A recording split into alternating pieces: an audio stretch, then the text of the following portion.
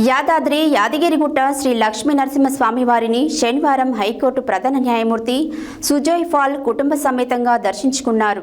ముందుగా ఆలయ ఈవో భాస్కర్రావు జిల్లా కలెక్టర్ సుజయ్ పాల్ని ఆహ్వానించగా ఆలయ అర్చకులు వారికి పూర్ణకుంభంతో స్వాగతం పలికారు. ఆలయంలో ప్రధాన న్యాయమూర్తికి వారి కుటుంబ సభ్యులకు స్వామివారి అంతరాలయంలో అర్చనలు ప్రత్యేక పూజలు జరిపించారు. అనంతరం సుజయ్ పాల్ మాట్లాడారు.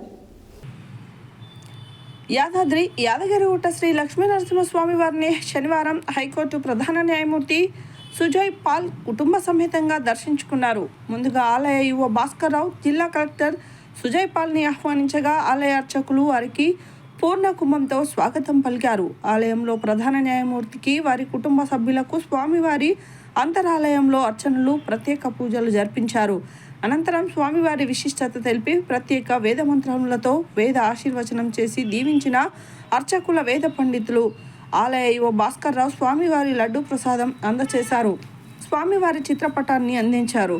దర్శనం అనంతరం సుజయ్ పాల్ మాట్లాడుతూ స్వామివారిని దర్శించుకోవడం నా అదృష్టంగా భావిస్తున్నానని, ఈ ఆలయ పరిసరాలు ఆధ్యాత్మికత అనుభూతి చెందానని, ఆలయ నిర్వహణ తీరు ప్రశంసనీయంగా ఉందని అన్నారు.